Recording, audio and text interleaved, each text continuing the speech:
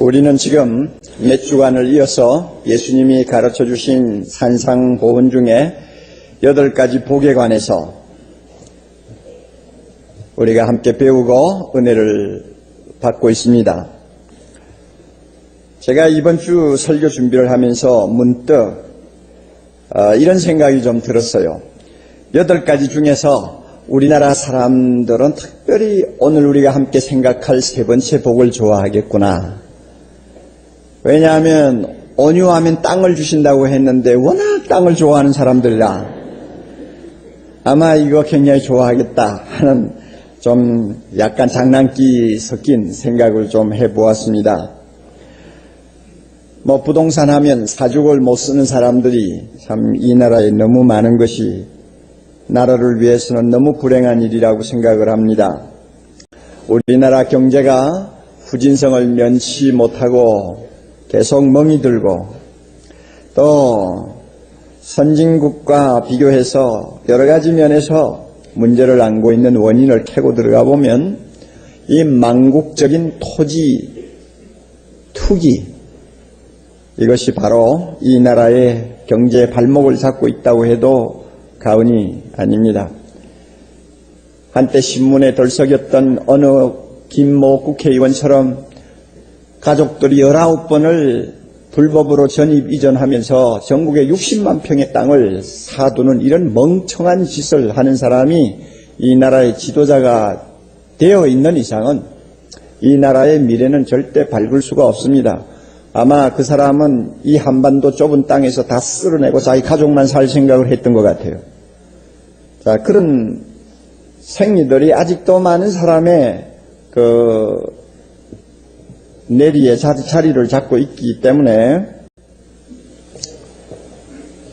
저는 생각에 땅을 주신다고 하니까 온유한 자가 많이 생기겠구나 하는 생각을 해보는 거죠.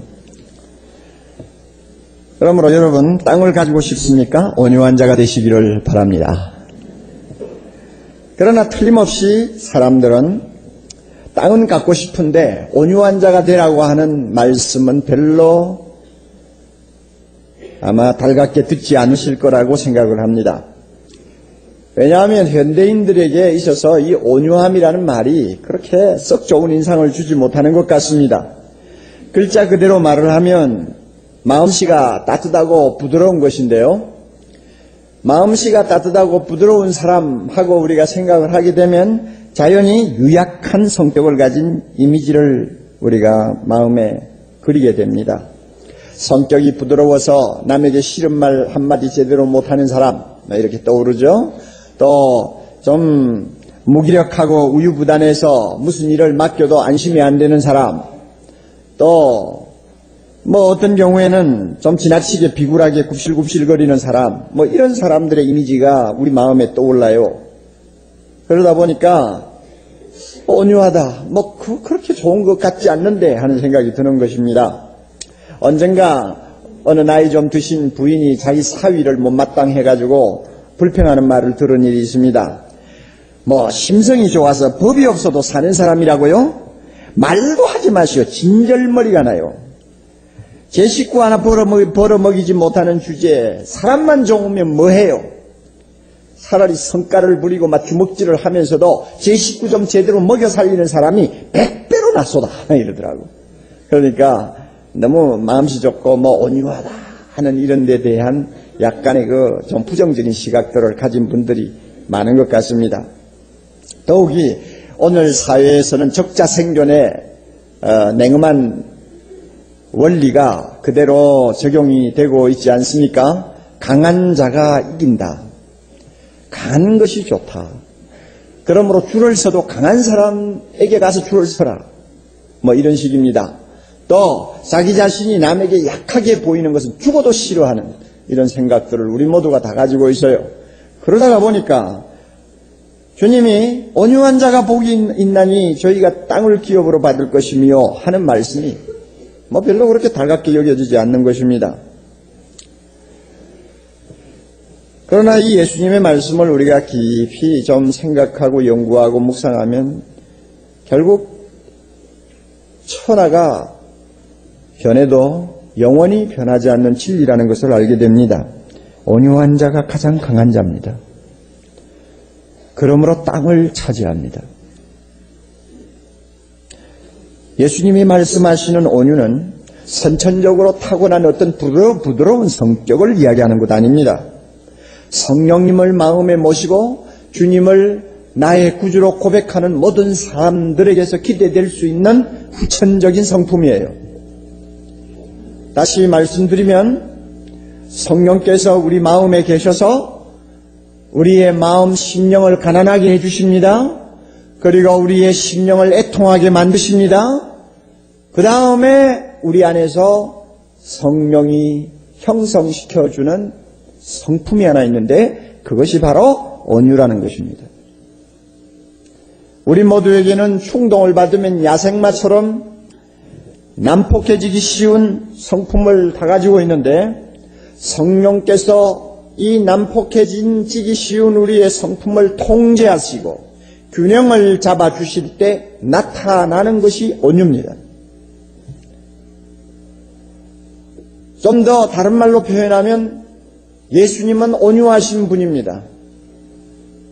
그리고 예수님의 이 균형 잡히고 조화로운 성격을 일컬어서 성령의 열매라고 우리가 흔히 말을 하는데 이 예수 그리스도의 온유한 성품이 육화되어서 예수 믿는 나를 통해서 드러나는 것이 바로 우리가 말하는 온유입니다. 그러므로 선천적으로 좀 마음이 조금 부드럽다, 조금은 도움이 될지 모르지만은 실제로 그것을 가리키는 것이 아니라는 것을 우리가 꼭 기억해 보시기를 바랍니다. 예수님의 온전한 성품을 표현하는 성령의 9가지 열매를 보면 그 안에 온유가 들어있습니다. 갈라디아 5장 23절 오직 성령의 열매는 사랑과 희락과 화평, 그 다음에 뭡니까? 오래 참음과 자비와 양선, 그리고 충성과 그 다음에 뭐예요? 온유와 절제니. 이 9가지가 모두 예수님의 한 인격 성품을 드러내는 요소요 아름다운 장미꽃입니다. 그 가운데 온유가 들어있잖아요. 이 온유를 성령께서 우리 안에서 만들어주는 것입니다. 예수님의 성품을 온유하게 하신 것처럼 그 예수님의 영이신 성령을 우리 마음에 모시면 그 성령이 우리의 마음에서 우리의 기질을 온유한 사람으로 바꿔줄 때 비로소 우리는 온유한 자가 되는 것입니다. 이런 의미에서 어떤 사람이 말한 것처럼 그리스도의 온유는 우리 믿는 자들이 착용할 수 있는 가장 아름다운 장신구와 같다고 말한 것은 조금 더 과장된 것이 아닙니다. 자, 그렇기 때문에 우리 모두 한 가지 인정하셔야 됩니다. 여러분, 우리는 다 예수 믿습니다. 예수 믿는 사람은 한 사람도 예외 없이 성령을 모시고 삽니다. 할렐루야.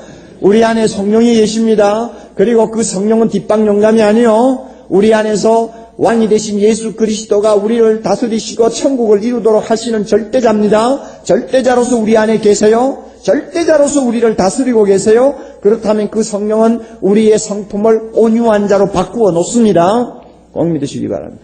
따라서 성령을 모시고 산다 하면서 성격이 온유하지 못하다, 그것은 스스로 자기 자신을 속이는 것이요 모순에 빠지는 것임을 우리가 꼭 기억해 둘 필요가 있습니다. 우리가 온유한지 아니한지를 어떻게 알 수 있습니까? 내가 온유한지 아니한지를 무엇으로 알고 있습니까? 알 수 있어요? 온유는 먼저 하나님 앞에서의 내 마음 자세를 가지고 이야기합니다. 하나님 앞에서 내가 어떤 처신을 하는 사람이냐, 그걸 보면 그 사람이 온유한 사람인가 아닌가를 분별할 수 있어요. 하나님을 향해서 우리는 욥처럼 처신해야 합니다. 욥처럼 처신하면 온유한 자입니다. 우리가 잘 아는 바와 같이 욥은 동방의 최고 부자였다고 했습니다. 그렇게 많은 재산, 10남매나 되는 자랑스러운 자녀들, 천하에서 가장 미인이라고 하는 아내, 어느 것 하나 부러울 것이 없는 모든 생의 쾌락을 위한 조건들을 다 충족시키면서 살던 욥이지만 하루아침에 알거지가 되었어요. 이것은 우리에게 굉장히 중요한 교훈을 주는 것입니다. 주식을 가지고 떼돈을 벌었나요? 하루아침에 다 날아갈 수 있습니다. 내가 지고 있는 재산, 내가 자랑하는 자녀, 자랑하지 마세요. 하루아침에 다 없어질 수 있어요. 욥이 바로 그런 경험을 했습니다. 다 없어지고 몸에까지 병이 들어서 기와 조각을 가지고 너무 가려우니까 온몸을 피가 나도록 긁고 앉아있는 너무나 불쌍한 사람이 되어버려서 하루아침에 그렇게 될 수 있다 하는 것입니다.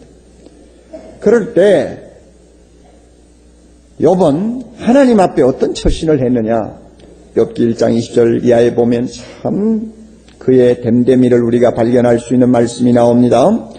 욥이 일어나서 겉옷을 찢고 머리털을 밀고 땅에 엎드려 하나님께 경배했습니다. 알거지가 된 다음에 욥이 일어나 겉옷을 찢었고 머리털을 밀었고 그 다음에는 땅에 엎드려 하나님 앞에 경배했습니다. 이 태도를 일컬어서 하나님 앞에 온유한 자의 태도다 이렇게 말합니다. 하나님을 향해서 거세게 항의하고 싶고 얼굴을 들고 왜냐고 따지고 싶을 때 그렇게 하지를 않고 오히려 회개하는 자답게 옷을 찢고 베옷을 입고 하나님 앞에 엎드려 하나님 앞에 경배했어. 이게 온유한 자예요. 그리고 행동이 있으면 말이 따라와야죠. 그가 뭐라고 고백했습니까? 내가 모태에서 벌거벗고 나왔사온즉 또한 벌거벗은 채로 모태로 돌아가는 것은 당연합니다. 주신 자도 여호와시요 취하신 자도 여호와시니 여호와의 이름이 찬송을 받으실지니이다. 아멘. 하고는 절대로 입을 열어 범죄하지 아니했으며 어리석게 하나님을 원망하지 아니했다고 성경에 기록이 되어 있습니다. 온유한 자의 기념비입니다. 우리가 하나님 앞에 이런 자세를 취하면 하나님은 우리를 보고 온유하다고 말씀하시고 우리에게 땅을 주십니다. 욥은 나중에 땅을 얻었어요. 잃어버린 것보다도 몇 배로 다 하나님이 보상해 주셨어요. 욥은 인생을 실패자로 산 것이 아닙니다. 땅을 얻은 사람은 승자지요. 옛날에 땅을 소유하면 승자가 되잖아요. 욥은 승자로서 인생을 살았습니다. 왜? 하나님 앞에 온유한 자가 되었기 때문에. 현재 사랑하는 형제자매 가운데서 참 욥 정도로 기가 막힌 상황은 아니라 할지라도 참 자신이 생각할 때 이해가 안 되는 불행, 이해가 안 되는 고통, 문제를 안고 실험하는 분들이 계십니까? 기도를 할 힘도 없어요. 하나님 앞에 계속 따지고 싶은 마음밖에 없어요. 나처럼 그래도 신앙생활을 했다면 하나님이 어떻게 이런 대우를 하실까 하는 편치 못한 마음 때문에 계속 하나님을 향해서 마음이 사나워져요. 이런 분 계시나요? 여러분의 자세는 욥에게 비교하면 온유하지를 못합니다. 욥처럼 하나님을 전적으로 신뢰하시기를 바랍니다. 어떤 형편에서도 신뢰하세요. 그의 성실하신 약속들을 소망하세요. 그리고 기다리세요.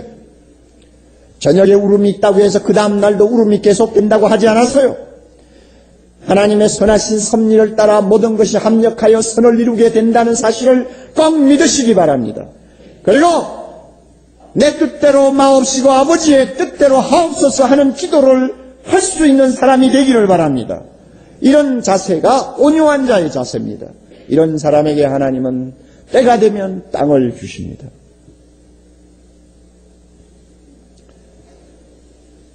온유라는 것은 하나님 앞에서의 우리의 태도만을 가리키는 것 아닙니다. 사람을 향해서 우리가 어떤 마음 태도를 갖느냐 하는 것도 온유와 대단히 중요한 관계를 갖고 있습니다. 어떤 사람을 놓고 어떻게 대하느냐 하는 것을 보면 그 사람은 온유하냐 온유하지 않느냐 하는 것을 우리가 판단할 수가 있습니다. 특별히 우리를 비난하거나 대적하거나 우리를 모함하는 사람들을 향할 때 내 마음 태도가 어떠하냐를 놓고 보면 나는 온유한 자다, 아니한 자다 하는 것을 판단할 수가 있습니다. 아마 모세를 놓고 우리 자신을 비교하는 것이 좋은 방법이라고 생각합니다. 모세는 민수기 12장 3절에 보면 자기를 일컬어서 이 세상에서 가장 온유한 자라는 말을 했습니다. 놀라운 이야기입니다. 민수기는 모세가 썼는데 자기가 그 글을 쓰면서 자기를 놓고 이 사람 모세는 온유함이 지면의 모든 사람보다 승하더라. 좀 쉬운 말로 바꾸면 이 지구상에 사는 사람 중에서 가장 온유한 자라고 이렇게 자화자찬을 해놨어요. 그래서 이 글을 놓고 이것은 모세가 쓴 글이 아니다 하고 주장하는 사람도 많아요. 그러나 그건 뭐 이상할 거 없어요. 예수님도 자기를 놓고 이렇게 말씀했잖아요. 나는 온유하고 겸손하니. 주님도 자기 보고 온유하다고 그랬어요. 그러니까 모세도 뭐 그런 말 할 수 있겠죠.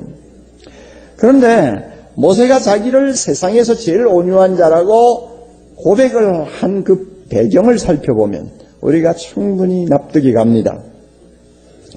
모세는 수백만 명의 큰 무리를 이끌고 430년 동안 노예하던 사람들을 해방시켜서 시내산에까지 인도한 위대한 지도자입니다. 하나님이 함께 하시는 지도자요. 하나님 다음으로 그의 권위가 이스라엘 백성 앞에서 확인된 아무도 도전하지 못하는 절대 권위를 가진 지도자였습니다. 그런데 어느 날 갑자기 모세의 형님과 모세의 누님이 결탁을 해가지고 일종의 쿠데타를 일으켰어요. 모세 나이가 그때 80이 좀 넘었으니까 그의 형님과 누이는 거의 100살 가까이 된 사람들이에요.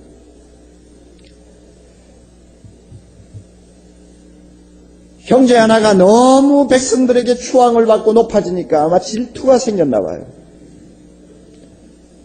세상에서 제일 무서운 게 형제들입니다.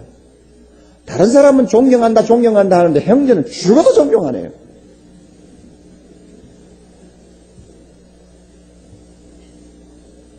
누님과 형님 아론, 누님 미리암 이 두 사람이 결탁을 해가지고 백성들을 일부를 충동질하면서 이제 인신공격을 시작했습니다. 모세의 아내 십보라가 있어요. 그 사람은 아마 피가 이티오피아 사람의 피인가 봐요. 그래서 성경 보면 구수인이라고 그랬거든요. 깜둥이에요. 어떻게 하나님의 백성의 지도자가 된 사람이 저 에티오피아의 여자를 아내로 맞아가지고 깜둥이하고 사느냐 하고 인신공격을 시작했어요. 벌써 결혼한 지가 몇 년 전이요? 40년 전인데 그걸 들고 나가서 새삼스럽게 공격을 할 이유가 뭡니까? 그리고는 또 뭐라고 했느냐 하면 어떻게 모세만 지도자냐? 하나님이 우리도 만나주셨다. 우리도 하나님이 만나서 말씀을 하셨다. 그러므로 모세 혼자 자기 혼자 그렇게 절대 권력을 휘두를 필요가 없다 하고는 백성들을 막 선동했어요. 자, 여러분 화납니까 안 납니까?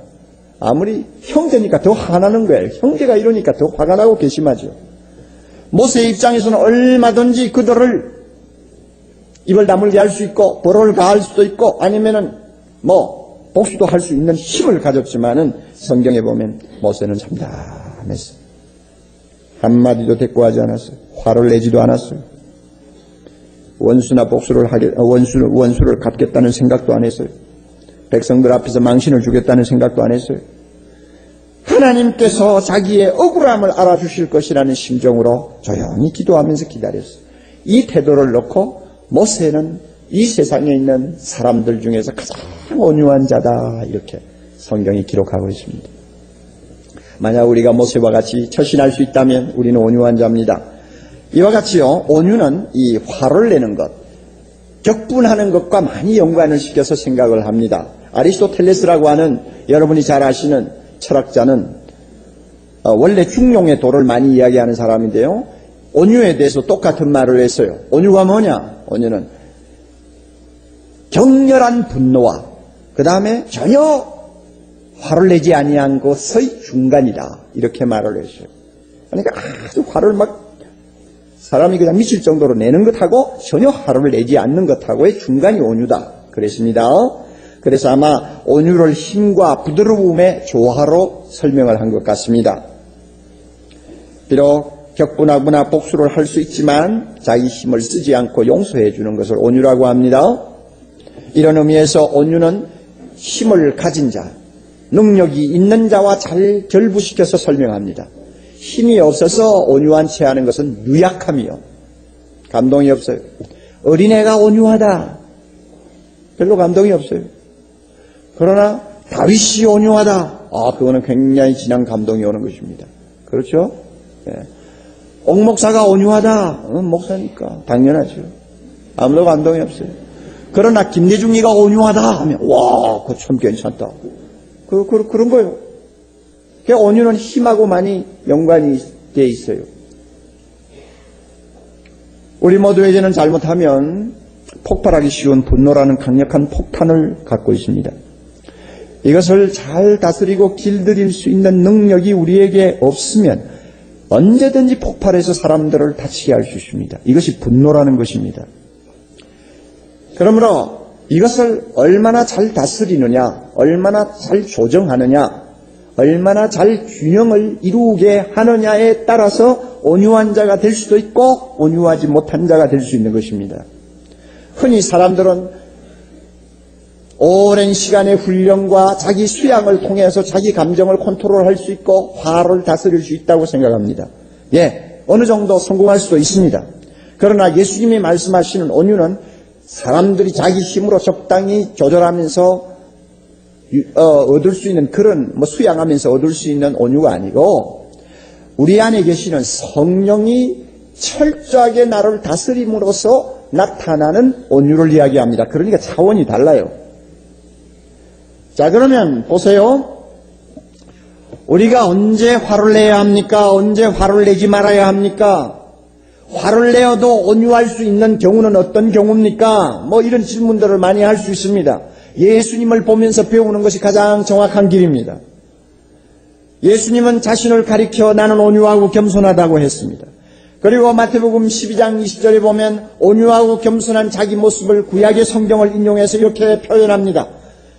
예수님은 상한 갈대를 꺾지 아니하셨습니다. 꺾을 힘이 얼마든지 있는 분입니다. 그러나 꺾지 않았어요. 온유하시기 때문에. 예수님은 꺼져가는 심지를 끄지 아니하셨습니다. 혹 불어버릴 수 있는 힘이 있지만 끄지 않고 조용히 기다리고 계셨습니다. 왜? 온유하셨기 때문입니다.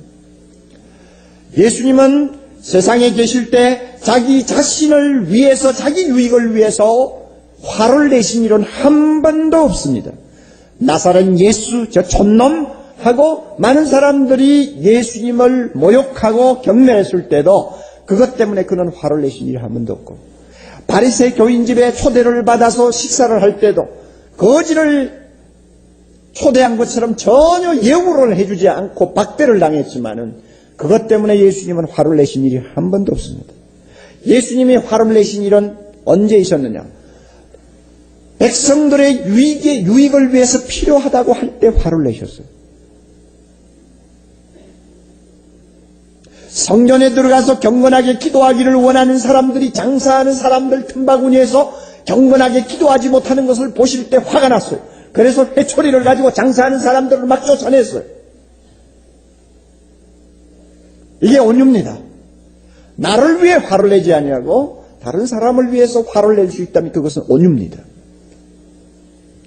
예수님은 이 세상에 하나님을 두려워하지 아니하고 많은 사람들을 멸망으로 끌고 가는 불의와 죄악을 보실 때 화를 내셨어요. 독사의 자식들아, 뱀의 새끼들아 하면서 화를 내실 때는 많은 사람들을 하나님의 심판을 받을 수밖에 없는 불행한 자리로 끌고 가는 것을 볼 때 그 불의를 참지 못해 화를 내셨어요. 이것이 온유입니다. 온유하신 예수님이 보여주신 이와 같은 태도를 우리가 가만히 배우고 묵상하면 온유한 사람으로서 화를 낼 때가 언제고 화를 내지 말아야 할 때가 언제인가를 분별할 수가 있어요. 어떤 경우에는 화를 내어도 온유입니다. 어떤 경우에는 화를 안 내도 온유가 되지 못할 때가 있어요. 지금 선거철이니까 한마디 합시다. 정치 개혁을 부르짖는 시민의 소리들이 많이 있습니다. 오늘 한국 이래서는 안 됩니다. 나라의 가장 중요한 지도자들 며칠 지역주의를 계속 하지 않는다고 소리치면서 오히려 지역주의를 자극하고 지역주의를 조장하는 이런 통토를 만들어가서는 안 됩니다. 모두가 다 물러가야 돼요.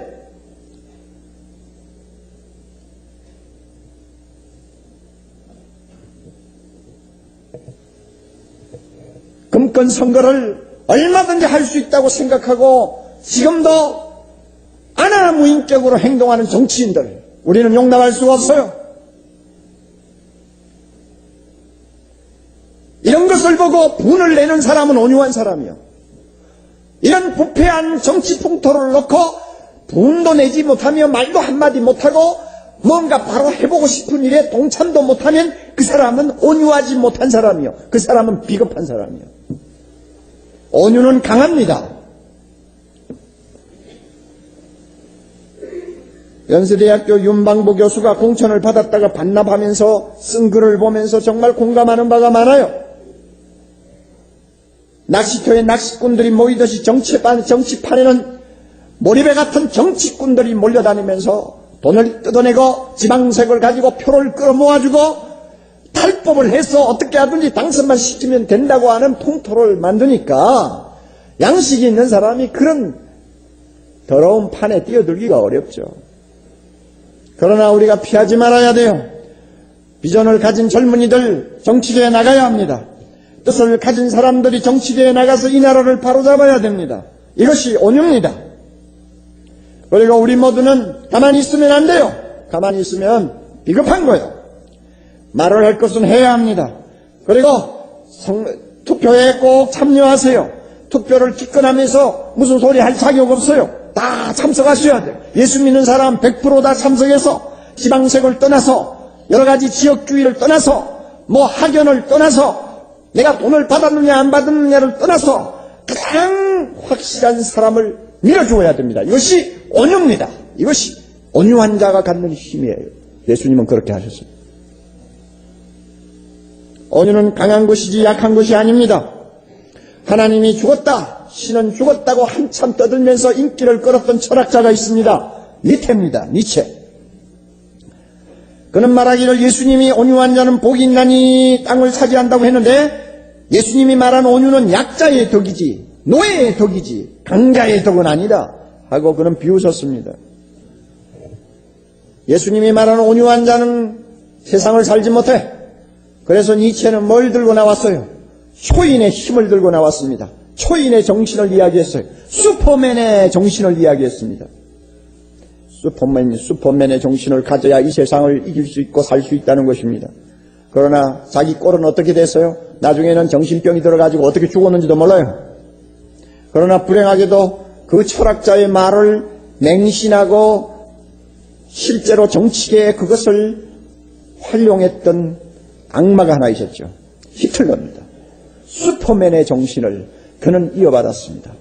그래가지고 슈퍼맨의 정신을 가지고 나라를 세계를 정복하자고 한 결과 이 지구상에 있는 사람들이 한때 얼마나 끔찍한 재앙을 치루었습니까? 온유가 빠진 슈퍼맨의 정신은 저주받은 폭력이요 지옥 같은 파멸을 가져다 주었다는 것을 우리는 역사를 통해서 너무나 잘 알고 있습니다. 온유를 비웃던 니체와 히틀러는 영원한 약자가 되어버리고 패자로서 역사에 남아있지만 온유한 자가 복이 있다고 하신 예수님은 영원한 강자요 승자가 되어 경배와 찬양을 받고 계시는 것을 우리 모두가 봅니다. 주님의 말씀이 진리인 것입니다. 사랑하는 형제자매 여러분, 우리가 지금까지 온유에 대해서 배웠습니다. 하나님 앞에서의 온유한 자, 모세처럼 하자. 아니죠. 누구처럼요? 욥처럼 하자. 나를 대적하는 사람 앞에서의 온유한 자가 되자. 누구처럼 할까요? 모세처럼 하자. 그리고 우리가 사람을 대할 때 화를 낼 것이냐 안 낼 것이냐 어떻게 하는 것이 온유냐 하는 것은 누구에게 배웠습니까? 예수님에게서 배우자. 지금까지 한 말씀이에요. 그렇다면 우리가 이렇게 배웠으면 작은 일에서부터 적용을 해야 합니다. 온유한 자가 되면요 제일 먼저 행복해지는 사람은 가족이에요. 그러므로 가정에서부터 내가 온유한 사람이 되어야 합니다. 내가 가정에서 온유하지 못하면 제일 먼저 불행해지는 사람들이 식구들입니다. 부인이 다쳐요. 아들이 다칩니다.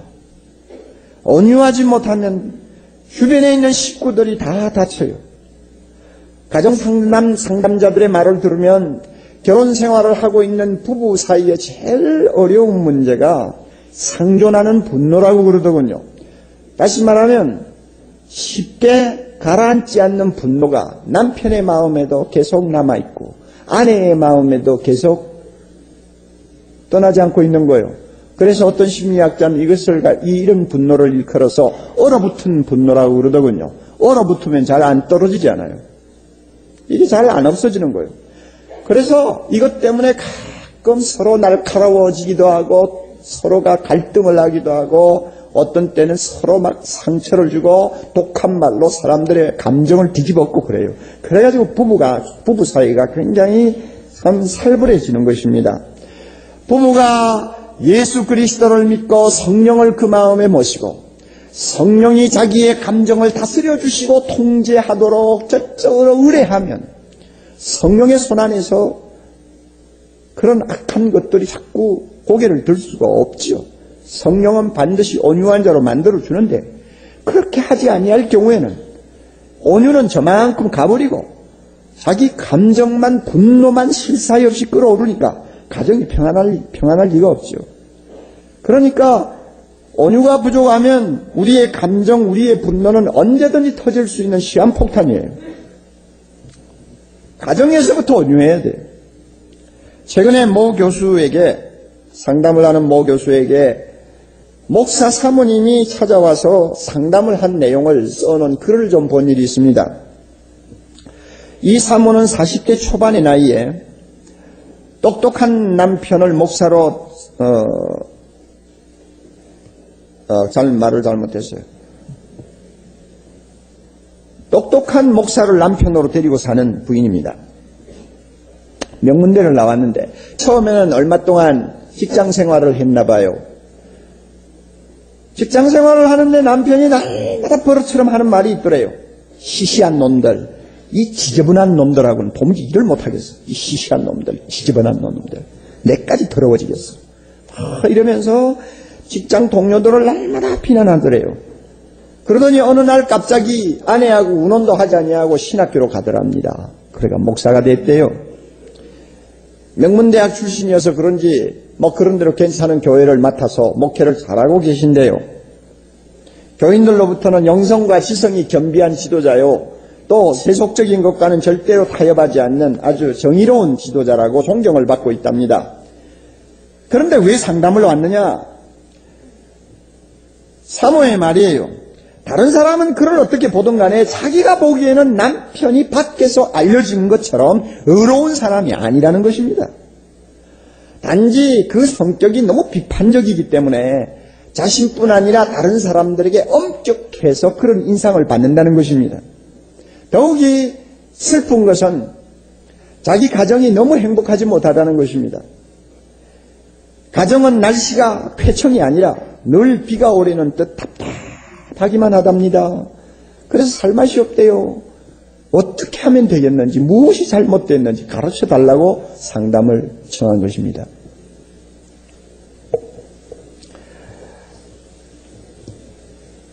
상담자인 이 교수가 대답을 이렇게 했습니다.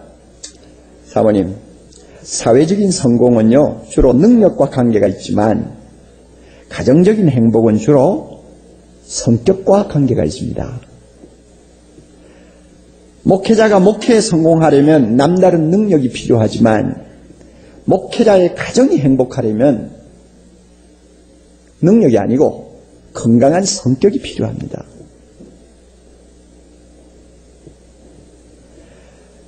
성격을 잘 설명하는 우리나라 말로는 제 눈의 안경이라는 말이 있는데 이 제 눈의 안경은 두 가지가 있습니다. 칭찬의 안경, 비난의 안경 두 개가 있습니다.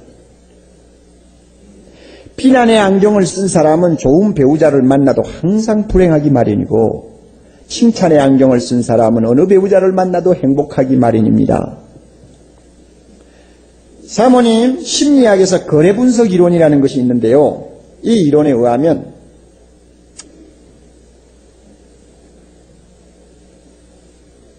나의 과거가 변하지 않는 것처럼 상대방은 절대로 변하지 않습니다. 그러나 내가 변하면 상대방이 변한다는 이론입니다. 우리는 모두 당신부터 변해야 하지만은 사실 더 중요한 것은 내가 먼저 변하는 것입니다. 내가 변하면 상대방이 변합니다. 사모님이 변하면 목사님이 변합니다.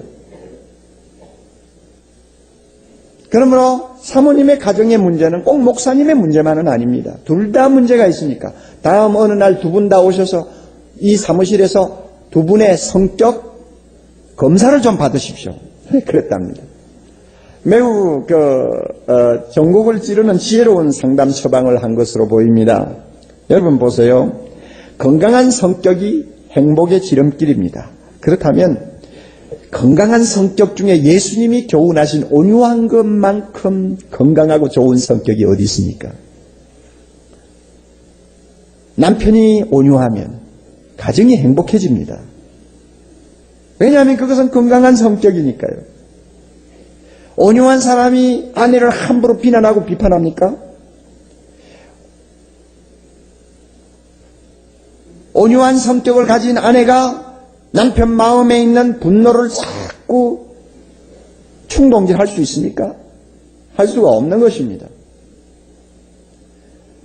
목사의 가정이지만은 두 사람의 마음을 성령이 다스리도록 전적으로 의뢰하고 기도하고 그분의 말씀 붙들고 살아보려고 하는 진지한 노력이 없으니까 마음에 여전히 상존하는 얼어붙은 분노가 있어가지고 부인은 부인대로 남편을 날카롭게 쳐다보고 남편은 남편대로 아내를 마음 편치 않게 생각하면서 계속 갈등하니까 가정이 쾌청할 날이 없죠.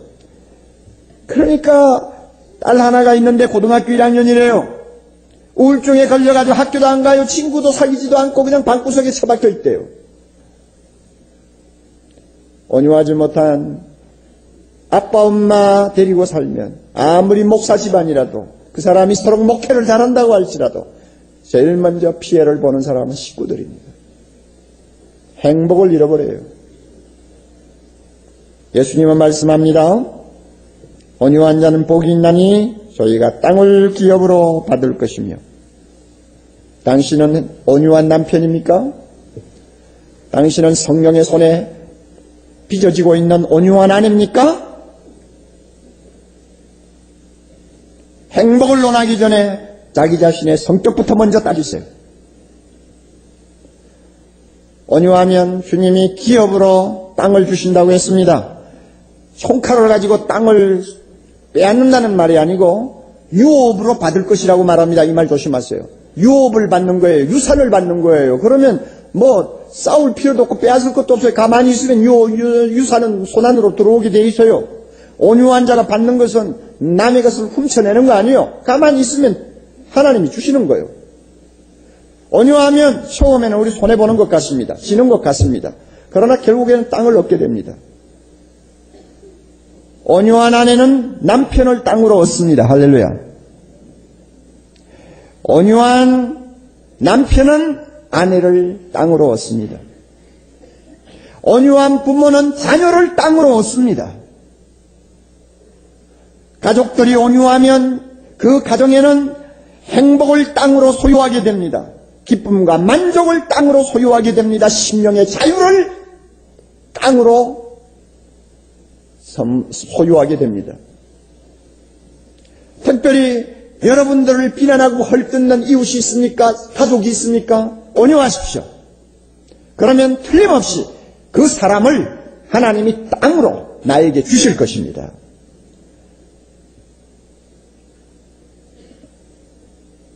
어떤 상황에서든지 자기 자신을 위해서는 화를 내지 마세요. 다른 사람의 유익을 위해서 예수님처럼 화를 내세요. 악을 위해서는 화를 내세요. 그래서 용기가 필요할 때는 누구보다도 우리는 강자로서 악과 대결해야 합니다. 이 사람이 온유한 자예요. 잠언 16장 32절 이렇게 말씀합니다. 노하기를 더디하는 자는 용사보다 낫고 자기의 마음을 다스리는 자는 성을 빼앗는 자보다 나으니라. 누가 용사보다 강합니까? 마음을 다스릴 줄 아는 온유한 자입니다. 누가 성을 정복하는 군사보다 강합니까? 성령의 통제를 받으면서 화를 낼 때와 내지 아니할 때를 분명히 알고 자기의 감정을 균형 있게 유지하는 사람이 가장 강한 자라는 것입니다. 우리 모두가 이와 같은 온유한 자가 되기를 바랍니다. 그래서 하나님이 주시는 땅을 소유하는 가장 멋진 아름다운 생을 우리 모두가 살 수 있기를 바랍니다. 다 같이 기도드리겠습니다.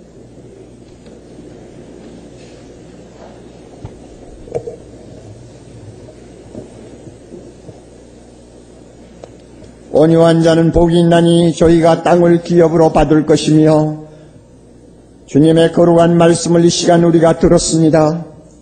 이 말씀이 하나님의 음성이 되어 우리 마음속에 깊이 뿌리를 내리게 해주시옵소서.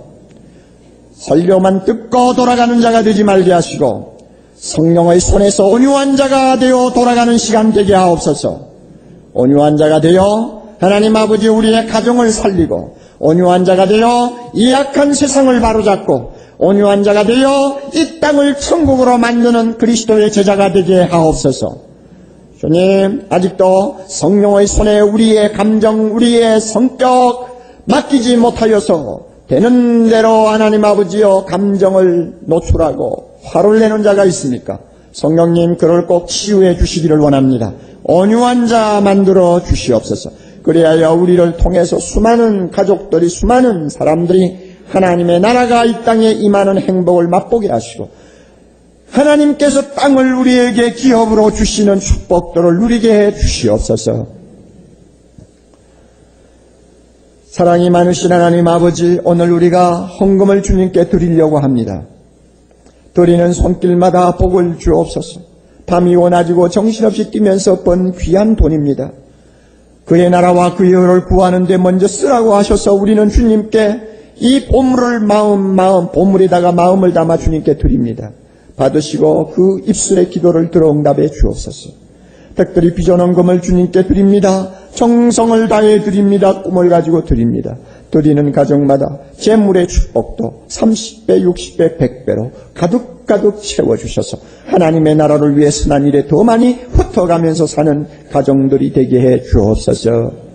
예수님 이름으로 기도드리옵나이다.